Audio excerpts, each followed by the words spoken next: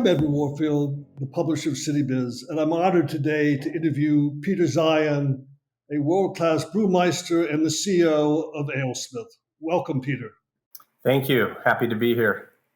Can you provide an introduction to AleSmith, the different brews, the seasonals, the distributors, just an idea of where AleSmith is today?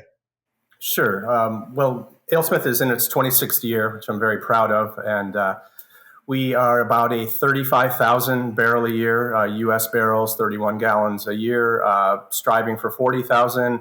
We're coming off of a 34% growth clip in 2021. The market, as we'll get into further into the interview, is just changing all the time. I think that's maybe what's so exciting about it. But we have just a few of the beers that we started with, and we're, innovation is a big thing. And I'm just happy to say now we're available in about 16 states. We've pulled back just a little bit, concentrating mostly on the West. And we have a beer in the IRI data that's in the top 10 in Southern California, and that's our 394 Pale Ale. So, we're firing on all cylinders, and future looks pretty bright after coming out of, I know a couple of scary years for everyone. So your career, your education included a law degree, but you never decided not to practice law. Tell us about your career and the decision to acquire AleSmith in 2002 and the transition from home brewing to becoming a professional brewer. Sure. Well, crazy story. I think all brewers have a little different path that took them to their seat, at their companies. But I graduated college, USD, in 1986 with a degree in political science, and ain't much you can do with that. So I went to law school, and I found myself doing things for other reasons than what I really wanted to do. And I was just trying to get this degree and stay out of trouble. And it's a great education. I know there's lawyers tuned in here today, so great education. I never regret a second of it. It just wasn't for me. And it was the day, I think it was the first Desert Storm War broke out. I was studying for the bar. I was driving down the freeway in '88 with, thinking about the war and guys my age dying that night. And I decided, I'm not doing this. And no cell phones at the time. Pulled over, went to a payphone. Parents were very understanding. I said, I'm done with this law thing. I'm gonna find another pursuit. And I've always wanted to be an artist, and I didn't know what form that would take. I love to paint and draw and write and play guitar and make things. And, so I decided to follow that pursuit. And so I went into business with a home repair finance company right out of law school, worked with my father, who was just a wonderful man, an executive with the McDonald's Corporation, and goes all the way back to the Ray Kroc days. And I learned a lot from my dad, and the company did very well. I had kind of what I'll call stockbroker hours, where my afternoons were free. And I'm a hobbyist by nature, and I'm a beer lover since I could drink, and so I started home brewing, and that was the blend of art and science that I'd been looking for. And I just went crazy with it and joined a local home brew club and started volunteering my time at a little brewery that had opened up called AleSmith Brewing Company in San Diego, in 3,000 square feet with 2 employees, and making world-class beer. And I volunteered there, and it was a little bit like, Tom Sawyer, you want to paint a fence. It seems like it's going to be romantic and fun work, but it's probably the hardest work you'll ever do. And I fell in love with it. And when it came up for sale, I had heard rumors. I had my friend worked there, so he was kind of telling me the inside. He said, "Hey, Skip Virgilio, who's a legend here in San Diego as one of the first craft brewers, is thinking of selling the company." And I was immediately interested, and we negotiated. And on July 16th, 2002, I became the second owner of AleSmith Brewing Company, and now celebrating my 20th anniversary at the helm here. That's about as concise as I can do it, but there's all sorts of turns on that story. But I'm sure there are. So that was 2002. Let's jump forward to 2008, which was a bit of a breakout year. You won the Small Brewing Company at Great American Beer Festival. Tell us about that was 6 years after you'd taken over the company, and tell us about that milestone. Sure, and I'll apologize in advance if I get teary-eyed. It still gets me, and it still chokes me up. I'm very passionate about what I do, and the company, it was hard to make money. In fact, we weren't making money from 2002 to 2008. I was feeding the company from my personal accounts and keeping it going, signing very small leases, and thinking if I run out of money, then I'm going to just have to go back to the law degree or something. But 2008 started again, another year in the red, and just trying to keep the spirits up. And we entered the contest that year. The entry fee, I believe, was $150. And believe me, every penny was just so valuable back then. So I said to the team, we're going to show support for the American Brewers Association, and we'll enter the contest, but we can't afford to go there and just send our 4 beers on, and that's it. They allowed you to enter as many beers as you wanted. Some breweries enter 20. I could only afford 4, so we sent them off. That day, and here's where it gets me, because I just remember it. We were, I've experienced every emotion in this brewery. I've cried out of despair. I've laughed out of happiness when we win an award. And, so on this Saturday morning, I'm at home, and I know the judging is going on, and I'm trying to take my mind off it. And I was gaming back then. I think I was playing Guitar Hero, and I'm jamming away in my, room there. And then the texts start coming in slowly at first. Speedway Stout just took silver in the age category. Oh, great. I just want to dance at the dance. And so we won a medal. I was so happy. I started calling my brewers, and I only had 6 employees at the time, and told them, hey, we won a medal. Well, that was the beginning of what was going to turn out to be an epic day. About an hour later, I start getting another message. Your Wee Heavy just won gold in the Scotch Ale category. Oh my gosh, we've won 2 medals. That's amazing. I'm so happy for my team and proud.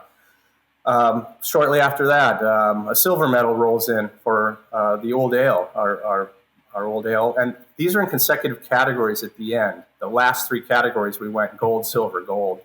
So, and then finally, another gold medal for the Old Numbskull Barley Wine. So 4 entries, 2 golds, 2 silvers. They add you up. They add points up to that, and we were the small brewer and small brewery of the year. And it just came at a time where, basically I had my last dime on the table. I gathered the team around about a month early, and I said, hey, that's it, guys. This brewery is going to have to support itself, or we're going to have to all go find other work.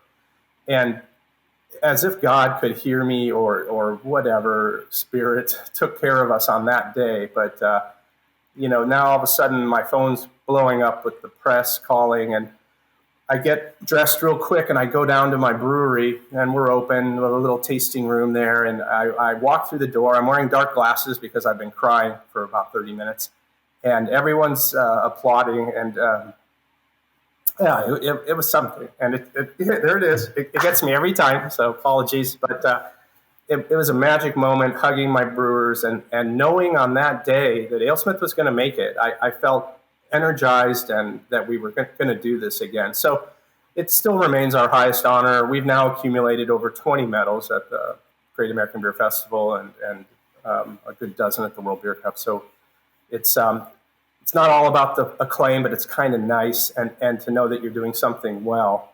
That's the 2008 story, and then the books. I was the bookkeeper at the time too, and our P&L, the bottom went black that year. Around October, and we made our first penny, and immediately went back into debt because I told the guys and the one girl that worked there that put the close sign up, get in the car, we're going to Red Lobster, and you eat anything you want on me. And so we went immediately back into debt. But and then from then on, from there to it was a steady climb, growing and making money, and then eventually, this great move that we've made that I'm sure that we'll get to in a little bit. So did the awards really financially? It sounds like it financially altered your financial trajectory, right? Is that correct? And it's definitely not a coincidence. We were getting attention. I would go to the Great American Beer Festival, which if you haven't been, part of it is you're pouring samples of your beer from your booth. And I always had a line of customers on one side and then a line of distributors to the right that just wanted to meet me and talk about possibly getting my beer to their state. So we were at the time, about a 1,500 barrel a year brewery. And back then, they said, you have to brew to make any money at all. You got to average about $200 a barrel of beer, and you need to brew, at least 3,000 barrels of it, and then maybe you'll break even. Well, because we had a premium product, half of our lineup was in 750 milliliter bottles with a $10 price tag. Our average price per barrel exceeded $300 and at times went over $400 per barrel. And we still, to this day, we maintain barrels sold versus revenue brought in wholesale. We maintain a $325 a barrel average right now. But yeah, the critical acclaim definitely brought the press, brought the distributors. And those were the days where on brew day, and I was one of the brewers, I did everything in the brewery, from cleaning bathrooms, driving forklifts, brewing the beer, doing the books, so on. When we were brewing the beer, every drop was sold on brew day. I knew, and it's very different now. Now, I didn't have a sales team then. I didn't need one. I just had to brew beer and a truck arrived. But those days are long gone. So let's jump forward to 2014, 2015. We really start in 2014. You started to hit your stride, and then by 2015, you opened a new facility. Walk us through those years. Sure. So going back to 08 to 14, every year was a bigger EBITDA at the bottom, our profit, and we were growing in barrelage. I hired some really smart guys who figured out how we could basically quadruple the amount of beer by bringing in larger fermenters and brewing multiple batches per day of a single style and filling that fermenter. And we started growing. I did invest in a new brew house earlier in 08, and that gave us the capability to brew more beer. So we started, we had 100% growth years. We would go from 1,500 to 3,000, 3,000 to 6,000, 6,000 to 8,000, 8,000 to 12,000. And we eventually, by 2014, didn't have any more room at our old location.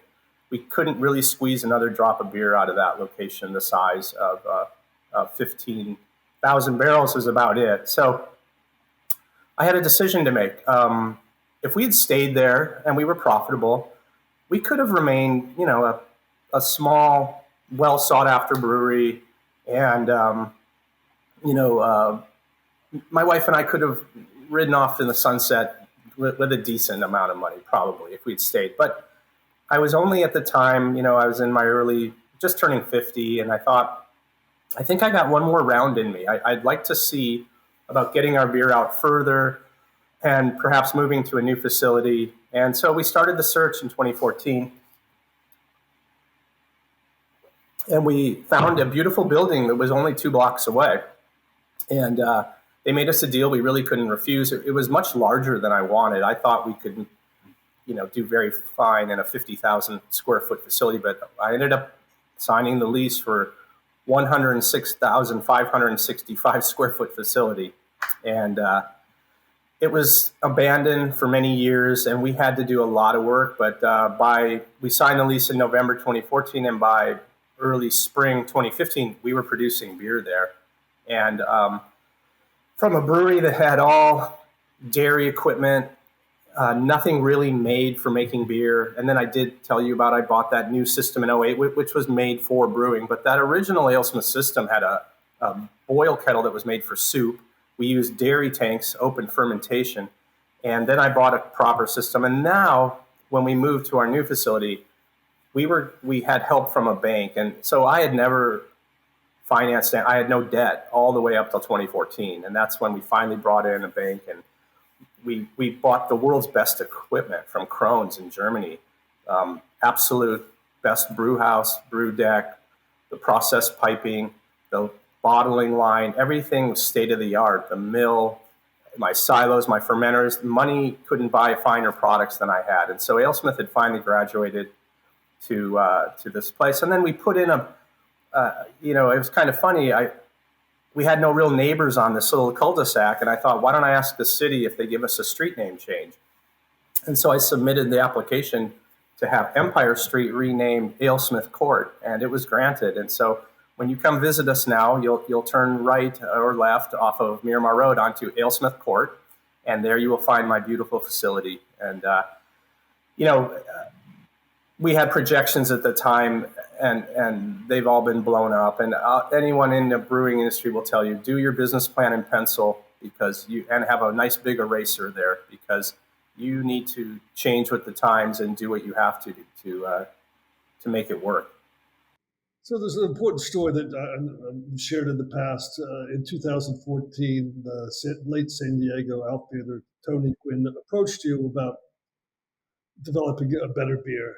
Can you share that story with us? Sure. Another tearjerker. I guess file this under never say no to a meeting. I'll go back to 2007. Many years earlier, I had a friend who worked in a law firm, and he said they're interested in you coming in and serving your beers at a happy hour on a Friday afternoon as a treat for the attorneys. And again, so I typically, you never know what's going to come of it. So I said yes, and I took my growlers of our beers down there, and I did my song and dance. And when I tell the AleSmith story, it's all about, first of all, integrity and respect for the art of brewing, and that we're artists, and we're money be damned. We're going to make the finest product. And if you don't believe me, I'll show you my books, because we're not making any money doing this. And one attorney in the room remembered me. And now we're going to fast forward to spring of 2014. And my phone rings, and he says, you probably don't remember me. My name is Chris Salentino, and I represent a high-profile sports figure that's interested in making a beer. And I thought of you first because I never forgot your story and the quality of your beers. And he had me guess. And in San Diego, sports legends are few and far between. I guessed Phillip Rivers, the Charger quarterback, and Tony Gwynn, I said, because he's our best baseball player we ever had. And then I said Dave Winfield from the old days. But anyway, he said, you got it, Tony Gwynn. So 2 days later, he texts me their address, and I'm ringing the doorbell along with my wife, that, like I mentioned, is a huge baseball fan. And we're at the Gwynn's house. It's just an amazing story. Now, Tony was sick at the time. Tony was battling cancer, salivary gland, and he was battling. And we didn't know it at the time, but he was in the last year of his life. And so we ring the doorbell. The door opens, and there's Alicia Gwynn, his wife, and his daughter, Anisha. And they invite us in very graciously, and we sat and we talked for 30 minutes with no Tony in the room. I look back now, that was an interview. Alicia was feeling us out if we were the right people. And the attorney had told me before we went in, he said, they just have to like you, really, And so after 30 minutes, she tells her daughter, Anisha, go get tea. And around the corner, bigger than life, comes Tony Gwynn, the legend, who I had never met. But believe me, growing up in San Diego, I followed him, and just amazingly gracious man, funny, battling. We don't have pictures of any of these meetings because he didn't want to be photographed because of some of the problems. But, the laugh was there, his sense of humor. And I educated him on beer, and I said, look, I got a thick skin. Just tell me what you like and you don't like. You're a legend, and I want you to like this. So I brought an extra pale ale and an IPA and a nut brown beer to see if he liked dark beers. And then I brought our Horny Devil, a Belgian, to see if he liked something funky. Turns out when I put the extra pale ale and the IPA in the same glass and blended it, we started to go in the right direction. And he said, I really like that floral character, whatever that is, like oranges, but I don't like the bitterness when I swallow. And I explained to him, well, that flavor you do like comes from the bitterness that's contributed. But we started working on the project right away. And, I guess what was so wonderful is after we left, my wife and I got to the car, and we shed a tear. We said, geez, what a wonderful guy. He doesn't deserve to have this happening to him because he's really going through a tough time. And then my text went off. I looked at my phone. It was from the attorney, and it just said one word. He just wrote, home run. And that it was a go mission, and we started working quickly. And within 3 attempts, we had made a beer that Tony was very pleased with. And that was the prototype for what has taken San Diego by storm, and actually Southern California. It's our number 1 beer, San Diego Pale Ale 394. And the other brewers call it the stickiest handle in town, which means once it comes in on draft to a bar or restaurant, it doesn't leave. And we have these wonderful new tap handles for 2022 that have a figurine of Tony Gwynn up on top of it in gold. It's just fantastic. But an unbelievable story.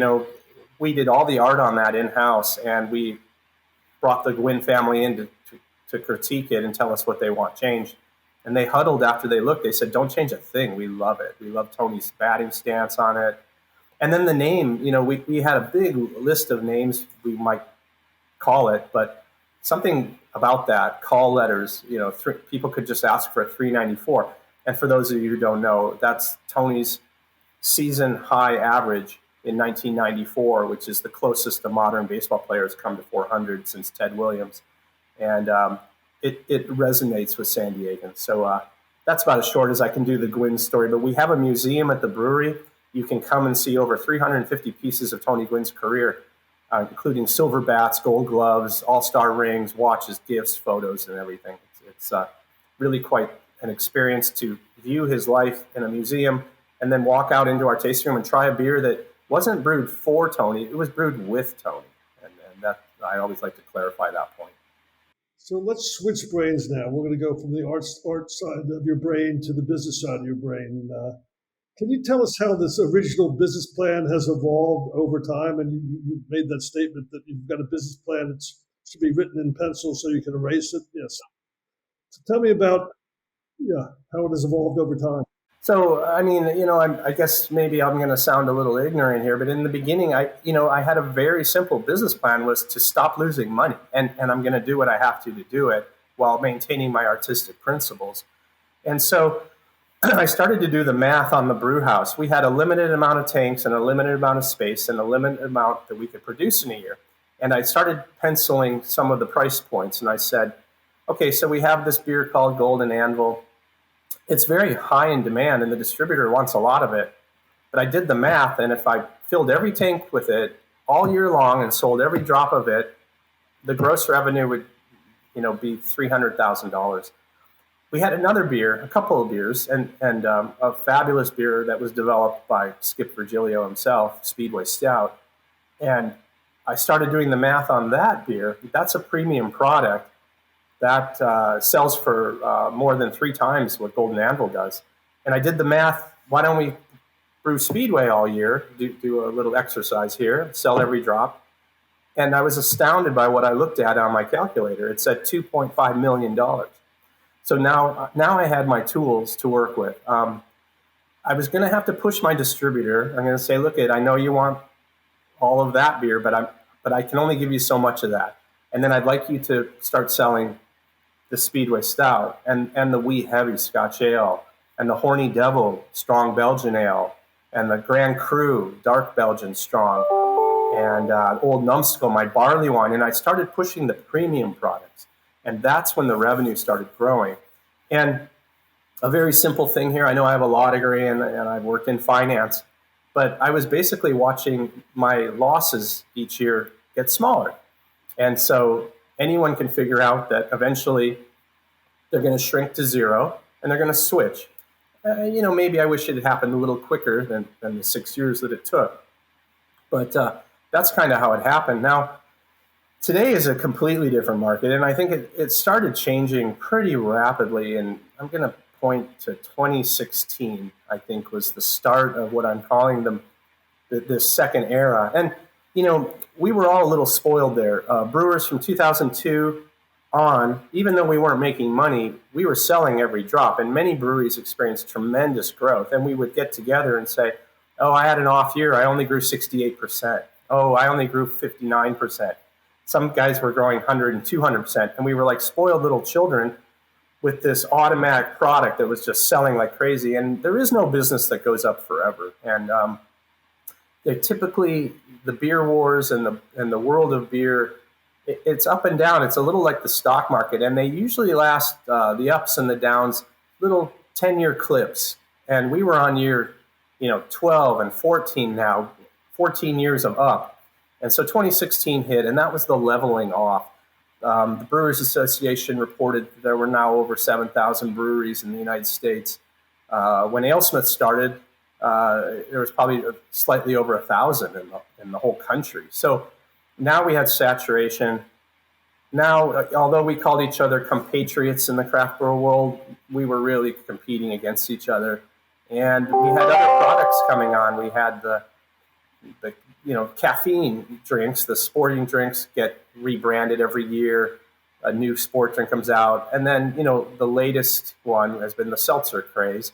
And so now we're sharing shelf space with other beverages. The mixed cocktails are big in 2022 in the cans. So not only do I need a sales team, I need a top sales team. And I've hired some incredible people to help me run the company. And, it's just a changing world out there. And I'm just happy to say we've spent the money in the right way. We did a rebrand a couple of years ago. It's given us a fresh new look. People were resonating towards new, shiny product. And it's tough when you're a 24, 25, 26-year-old brewery to stay relevant in a world of always new 21-year-olds coming online to drink. So we spent a lot of time, energy, and money to position ourselves, and we are growing at a very nice clip right now. So one of my good friends is a lean manufacturing expert, so I'm sure he'll love the next question. They applied some lean manufacturing principles to AleSmith. How did you get there, and tell us about those applications? Well, efficiency and being able to repeat your product in a consistent manner is really important. And as we grew, when we were small, I'll start there. When we were small, our beers had what I'll call the acceptable range of beer. They didn't come out the same, and people didn't really punish us for it. They said, "Oh, the Grand Cru in 2004 is slightly sweeter than the '05, but we love it." And so we were given that as a very small hands-on brewery. As we got larger and as we got equipment designed to make the same product over and over again, we started noticing the inefficiencies in what we were doing. And we started doing some benchmarking. Starting here locally, we visited some companies that had Six Sigma and lean manufacturing principles in place.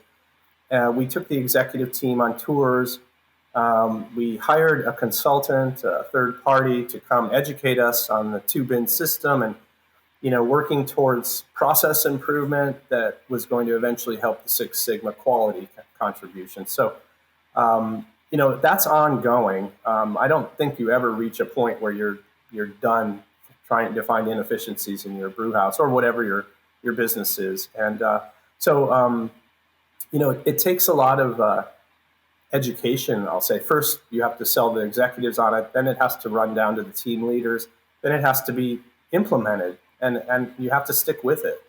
And so that's an ongoing process, but we've become much, much more efficient, and that's where your gross profit gets affected. If you have inefficiencies going on, now you're going to watch your gross profit shrink, and you might be spending $1 million to bring $1 million in, and that's a terrible business plan. So I'm glad there are professionals out there that have helped us become more efficient.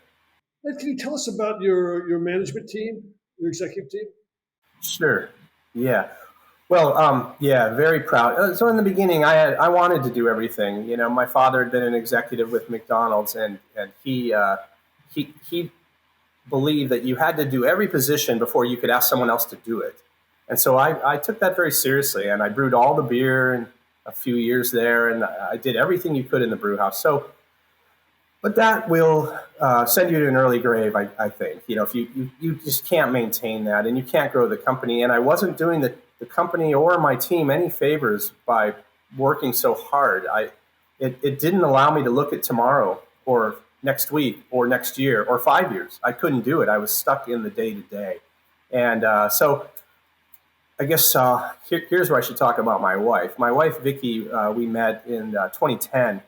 She had 25 years of HR experience. And I think while we were dating, she just kind of observed a lot. But the minute we got engaged, she said, I can help you. You got to let me do some things here. And so she came on board and she helped improve our culture. And she got me thinking about, I need people to be doing some of these positions. And so slowly we brought in people. I gave up the books in 2011.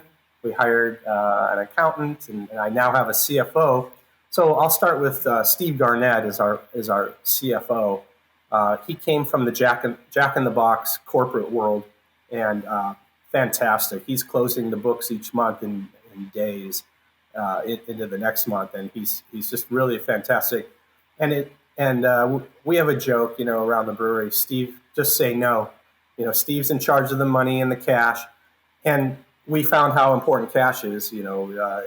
Many a great business or product has gone out because you run out of money. So he's fantastic.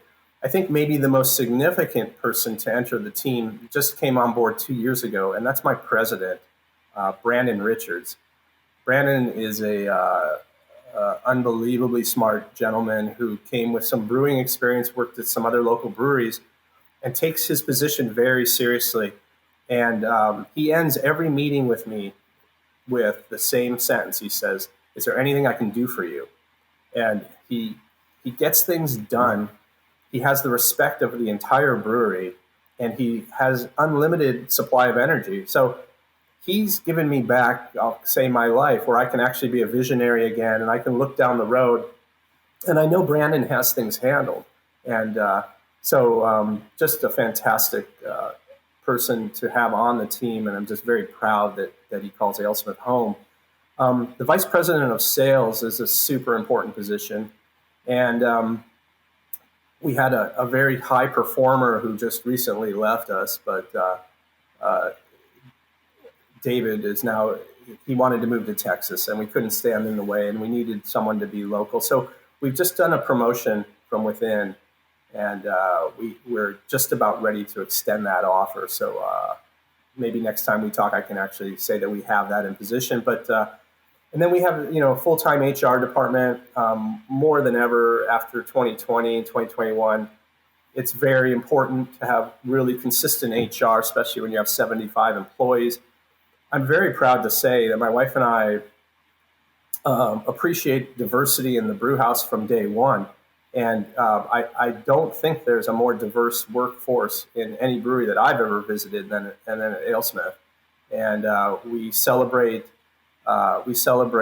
everyone, and many of our positions, high positions, are held by women. And also, the Lost Boys of Sudan is a refugee group. We've given them opportunity at AleSmith, and we've hired 8 Lost Boys of Sudan that work at AleSmith. So while other breweries suffered through some criticism during the last couple of years for her, various issues, I could put my head on the pillow with ease every night knowing that AleSmith has always held those principles very high: quality, diversity, and you become much stronger when you appreciate those aspects of your brew house. When you're creating art, tell me whenever one opinion or brain isn't going to be better than 5 or 10 or 20, So, the executive team right now, it is a dream team for me, and it doesn't come overnight, and it takes a lot of interviewing and finding the right people.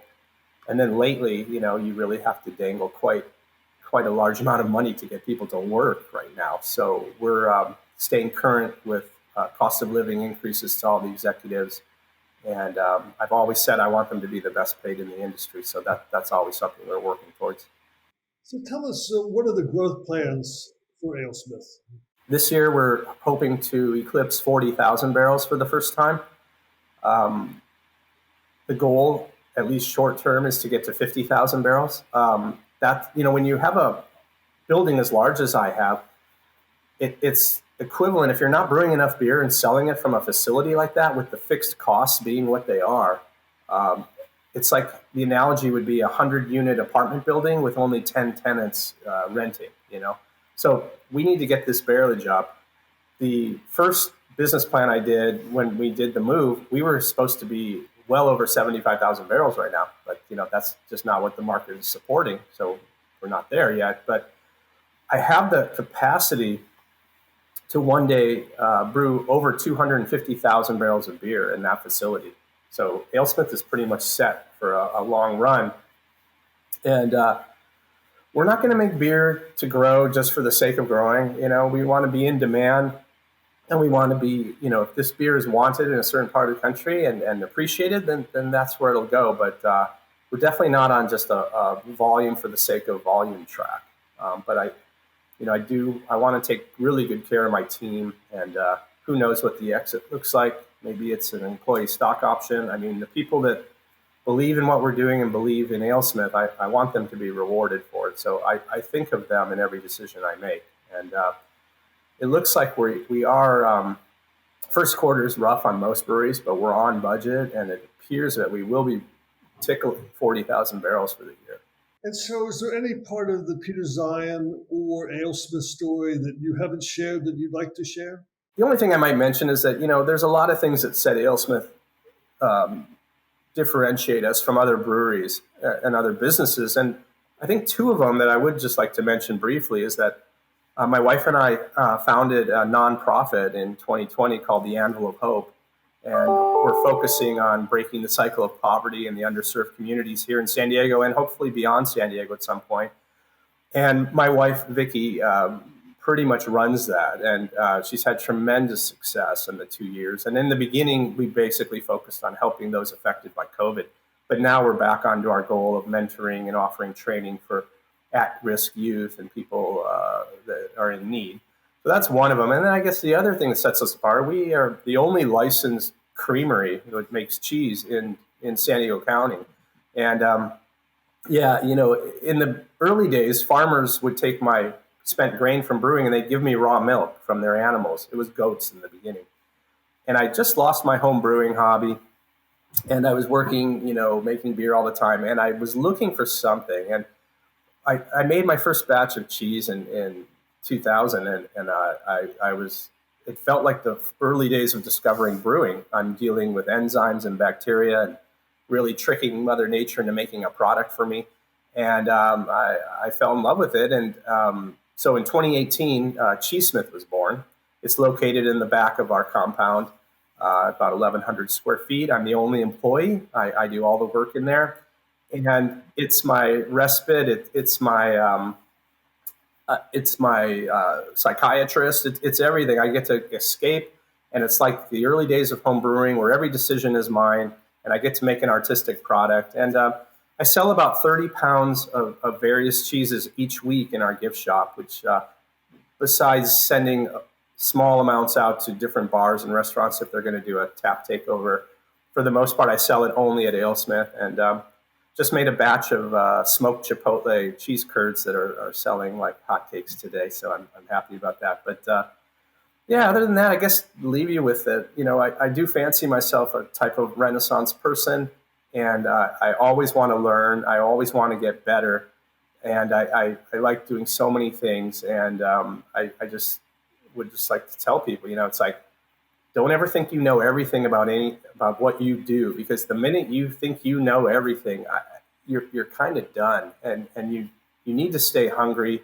You need to realize, if you're a brewer, that you're only as good as the last beer you put out, and you have a reputation to guard. And you can get to the promised land the right way. And I think that's the AleSmith message. We through integrity and through the way we treat not only our own our vendors and our employees, but everyone's treated with the highest level of care. And, I'm having fun again. It is a grind, and I'd be lying if I said that it's all fun and games, because it's not. I used to say it's half a dream and it's half a nightmare, but it is fulfilling, and, this whole thing is keeping me out of being a lawyer, again, not slamming lawyers out there. It just wasn't for me. And so I found something else to do that the world seems to be appreciating. Well, I concur 100%. We need more foodpreneurs and less lawyers, and there'd be a much better world to live in. So, again, thank you for sharing your story. And it's a fantastic story, and we look forward to hearing the cheese escapades in the next rendition. So thank you for your time. It's a Wonderful. Well, no, and thank you. And please, I'd like to roll out the invitation for the red carpet for you if you come visit AleSmith. Please let me know, and I'll take good care of you and your team.